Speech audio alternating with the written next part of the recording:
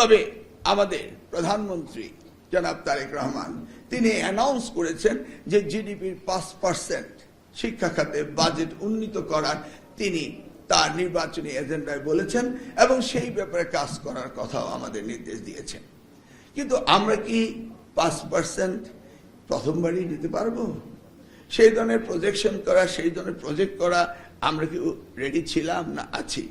তবু আমি চাইব, যেটা আমি ভিসির সাথে চেয়ারম্যান সাহেবের সাথে কথা বললাম, যে আমি চাই যে এবারই আমরা কিছুটা এগিয়ে যাই এবং সেটা আমাদের করতে হবে। 27% of the population are youth. এটা খুব সুন্দর লাগলো শুনে, কিন্তু তারা ইনস্ট্যান্ট কফির মতো ইনস্ট্যান্ট রিঅ্যাক্ট করে, ইনস্ট্যান্ট কমেন্ট করে। Am I right? তারা ডিপলি কোনো কিছু অ্যানালাইসিসও করতে চায় না, বুঝতেও চায় না, বোঝার সক্ষমতা তারা হারিয়ে ফেলেছে। আপনি কি চিন্তা করে দেখেছেন? এই 27% of the youth যদি ইনস্ট্যান্ট কফির মতো ইনস্ট্যান্ট কমেন্ট করে, ইনস্ট্যান্ট বিহেভ করে, তা how do we go ahead and do our research? তাই না? এজন্য ফেসবুকে লাইক দেখার একটা স্বপ্ন আর ভাইরাল হওয়ার একটা ব্যাপার হয়ে দাঁড়িয়েছে আজকে আমাদের এই ইয়াং জেনারেশন। এমনকি তারা ইউনিফর্ম পরেও তাদের শিক্ষক বা তাদের মন্ত্রীদের বিরুদ্ধে যে কোনো ধরনের বাজে উক্তি করতে তারা দেরি করে না। তার মানে কোথায় আমরা আমাদের ইয়াং জেনারেশনকে নৈতিকতা বিবর্জিত জায়গায় আমরা নিয়ে যাচ্ছি? We don't control anything, but we are hoping যে আমাদের এই ইয়াং জেনারেশনটাই আমাদের ডেমোগ্রাফিক ডিভিডেন্ড পে করবে। We may have more 20 years before it becomes a liabilities, but in the meantime we are not doing anything to go ahead. আজকের অনুষ্ঠানটি এতটা গুরুত্বপূর্ণ যে আমরা এই ইন্টারন্যাশনাল ইন্টেলেকচুয়াল প্রপার্টিতে আমাদের শরিকদারিত্ব এতটাই পিছিয়ে গিয়েছি যে আমরা সেখানে নেই। আমরা ব্রেইন ড্রেনের কথা বলছি, আমরা দেখছি আমাদের ইন্টেলেকচুয়াল প্রপার্টি অন্য দেশে গিয়ে রেজিস্ট্রেশন ট্রেডমার্ক পাচ্ছে, কিন্তু আমরা আমাদের দেশে তা করতে পারছি না। নোভা এলইডি টিভি, ঝকঝকে ছবি, নিখুঁত শব্দ, 5 বছরের ওয়ারেন্টি। নোভা মানে সঠিক মান, নিশ্চিত সেবা। It's a lack of the administration procedure, তাই নয় কি? এই জিনিসগুলোই তো আজকের প্রধানমন্ত্রী গুরুত্ব দিয়ে এটাকে অ্যাড্রেস করেছেন। আমি এই কথাগুলো আগে বলতাম, আমরা কিভাবে এই ইন্টেলেকচুয়াল প্রপার্টিগুলোকে রিভার্স করে আমাদের দেশে নিয়ে আসতে পারি। So it is a reverse brain ড্রেনের তো আমাদের প্রয়োজন রয়েছে।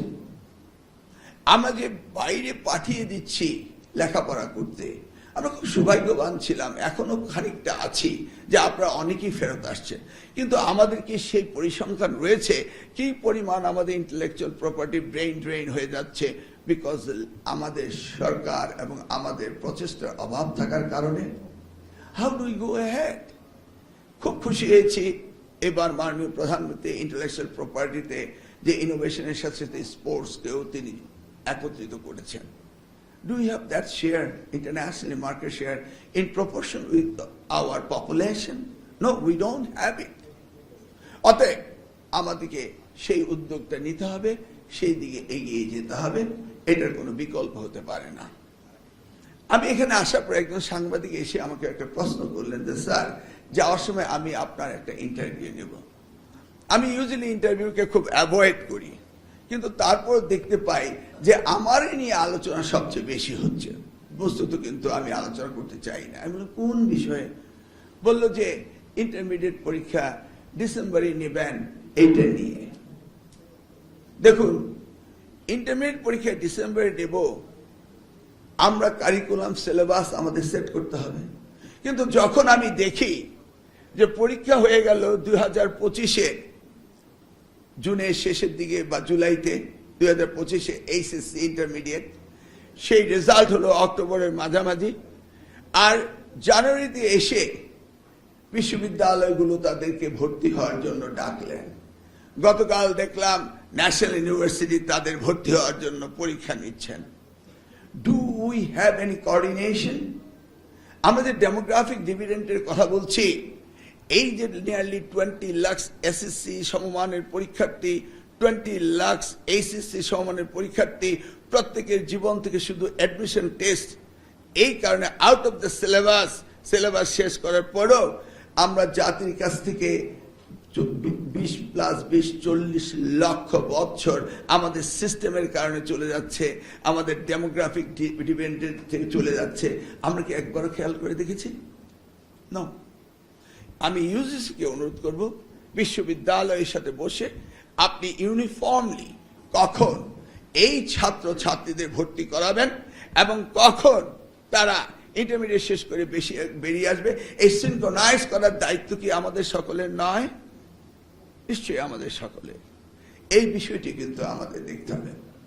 আমি সাংবাদিক প্রশ্নের উত্তর হয়তো কারিকুলাম সিলেবাস কখন আমরা শেষ করব এবং কখন আমরা দেব সেগুলি বলবো, কিন্তু আমরা প্রত্যেকটি ক্ষেত্রে আমরা আমাদের নিজস্ব এরিয়া থেকে কিভাবে আমাদের দেশের শিক্ষা ব্যবস্থার পরিবর্তন আনা যায়, কিভাবে এটাকে ডেভেলপ করা যায়, এই ভাবনাগুলো কি আমাদের সকলের বিষয়ে আছে না নাই?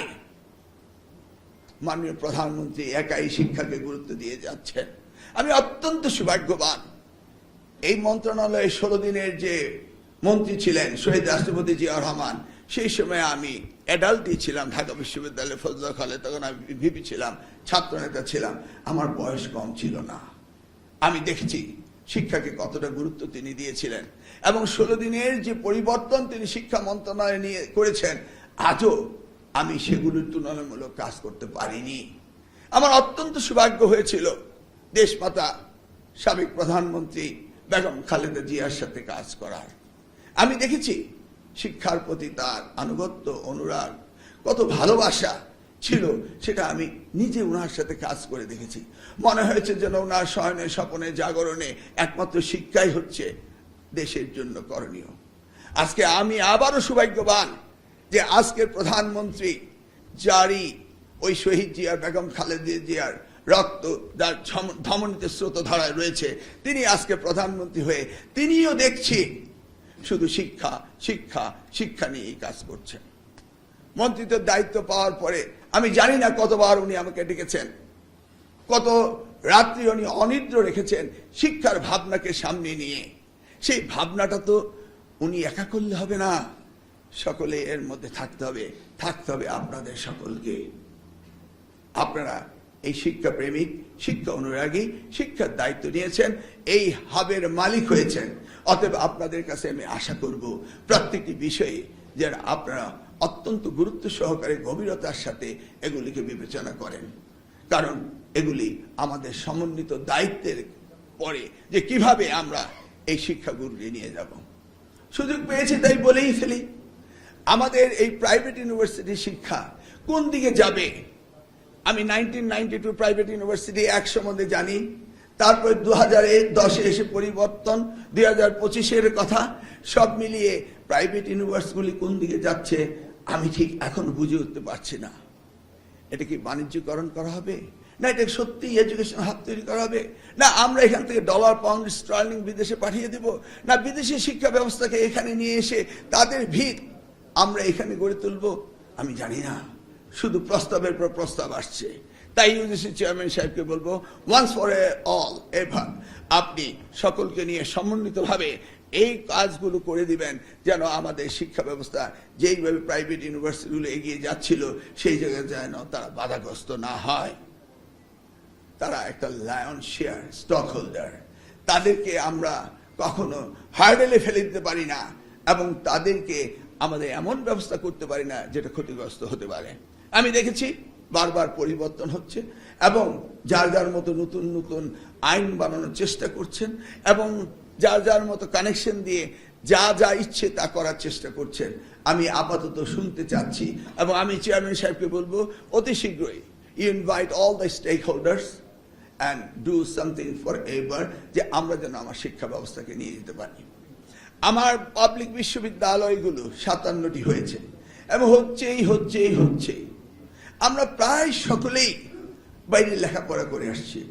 আমরা যখন বাইরের ইউনিভার্সিটিগুলি দেখি কিভাবে এগুলি ডেভেলপ করছে, আমরা কি সেই আদলে এগুলি আমরা করতে পারি না? না শুধু আমাদের পোস্ট ক্রিয়েট করা, পজিশন ক্রিয়েট করা আর পলিটিশিয়ানদের ভাবা নেওয়ার জন্য কি বিশ্ববিদ্যালয় তৈরি হবে, না সেন্টার অফ এক্সেলেন্স হবে? এই বিষয়গুলি কি আমাদের ভাবনার প্রয়োজন নেই? আমি বলছি যে এই যে বিশ্ববিদ্যালয় আমরা বানাচ্ছি, যে আমি চাচ্ছি এই ইন্টিগ্রেটেড বিশ্ববিদ্যালয়গুলো কিভাবে উন্নত বিশ্বের আদলে হতে পারে, সেই প্রস্তাবনাগুলো আপনাদের মাঝ থেকেই আসুন। আমরা তো চেষ্টা করে যাচ্ছি। আমি দায়িত্ব পেয়েছি আপনাদের সহযোগিতা করার জন্য। এই দায়িত্ব আমি পূর্ণাঙ্গভাবে পালন করার চেষ্টা করছি এবং করব, এটা আপনাদের নিশ্চয়ই বিশ্বাস রয়েছে। এনি ডেভেলপমেন্ট আপনারা করতে চান, আমি আপনাদের সাথে থাকব। আমি শিক্ষামন্ত্রী, আমি তো আপনাদের জন্য সরকার, তাই নয় কি? আসুন আপনাদের ভাবনাগুলোকে একত্রিত করে আমাদের এই হায়ার এডুকেশনকে কিভাবে আজকে এই যে প্রেজেন্টেশন রইল, এমন একটি জায়গা নেই যে বাদ রয়েছে। আমি সেই সমস্ত টার্মিনোলজি ব্যবহার করতে চাইনি, কিন্তু বেকারত্বের কারখানাকে আমরা তৈরি করতে পারি। এই যে উনি ইন্ডাস্ট্রি একাডেমির লিঙ্কেজের কথা বললেন, আমরা কি সেই জায়গায় যাচ্ছি? সেইভাবে কি আমরা কোর্স কারিকুলামগুলো দিচ্ছি? কিছু কিছু জায়গায় হচ্ছে, কিন্তু পাবলিক ইউনিভার্সিটিগুলো সেদিকে পিছিয়ে আছে। ডিগ্রি কলেজগুলো ন্যাশনাল বিশ্ববিদ্যালয়ের আন্ডারে মনে হচ্ছে যেন যা ইচ্ছে তাই করলেই বোধহয় তারা সন্তুষ্ট হয়ে যান। যত বেশি আমরা সাবজেক্ট দিতে পারি, এটা মার্কেট ড্রিভেন হবে কি হবে না, সেটার জন্য আমাদের কোনো উৎসাহ উদ্দীপনা নেই। সকলে মিলে যদি লাগামহীনভাবে আমরা চলতে থাকি, তাহলে তো হবে না। আমাদের অ্যাক্রেডিটেশন কাউন্সিল রয়েছে, 2 মাস পার হয়ে গেল, দেখতে পাইনি অ্যাক্রেডিটেশন কাউন্সিল তেমন একটি কাজ করছেন। আমার ব্যস্ততার কারণে আমি সকলের দ্বারে যেতে পারিনি, কিন্তু আমি চেষ্টা করছি প্রতিনিয়ত প্রত্যেকটি বিষয় অ্যাড্রেস করার জন্য। আপনাকে এটাও ভাবতে হবে, ইটস এ বিশাল মন্ত্রণালয়, nearly 4 million involve in this ministry, তাই না? সেই জায়গায় আমি দেখতে চেয়েছিলাম সব উদ্যোগে আপনাদের কে কি করছেন। সেই জায়গাতে যখন আমি গাঁটতে দেখি, তখন আমি নিরাশ হই। আমি যেন নিরাশ না হই, আমার উদ্যম এবং আমি যেন কাজ করতে পারি, সেই জন্য আপনাদের সকলের সহযোগিতা কামনা করছি। আর সহযোগিতা আপনাদের করতেই হবে, কারণ আমি কিন্তু আপনাদের দৌড়ে কাছে চলে যাব, জানতে চাইব কি করছেন। আজকের এই অনুষ্ঠানে এই আমার ইন্টেলেকচুয়াল প্রপার্টি সব এখানেই রয়েছেন, তাদেরকে দেখে আমি কিছুটা গাইডলাইন দেওয়ার চেষ্টা করলাম যে আপনারা চুপচাপ থাকলে চলবে না, আপনাদের সকলকে এগিয়ে আসতে হবে। Yes, I am monitoring everything, but আমার দুর্বলতা থাকতে পারে, কিন্তু আমার ইচ্ছার কোনো অভাব নেই। আমার সদিচ্ছা রয়েছে এই বিষয়ে কাজ করার, এবং আল্লাহ রাব্বুল আলামিন সেটা কবুল করেছেন বলেই মাননীয় প্রধানমন্ত্রী আমাকে এই দায়িত্ব দিয়েছেন। আসুন আমরা সকলে মিলে এই কাজটা করি। আর ইন্টেলেকচুয়াল প্রপার্টি ডেভেলপমেন্ট করার জন্য আপনাদের যে ইনোভেটিভ আইডিয়া রয়েছে, সবগুলো মিলিয়ে আমরা যেন এর একটি প্রতিযোগিতার ব্যবস্থা করতে পারি, এবং আগামী এই দিবসে যেন আমরা জানতে পারি আমাদের এই প্রপার্টি কতটা বাড়লো আর আগামী দিনে কতটা হবে। এই বলেই আমাকে নিমন্ত্রণ করার জন্য এবং আপনাদের সাথে দুটি কথা বলার সুযোগ পাওয়াতে আমি নিজেকে ধন্য মনে করছি। সকলে আন্তরিকভাবে ধন্যবাদ দিয়ে বিদায় নিচ্ছি। আল্লাহ হাফেজ। বাংলাদেশ জিন্দাবাদ। শহীদ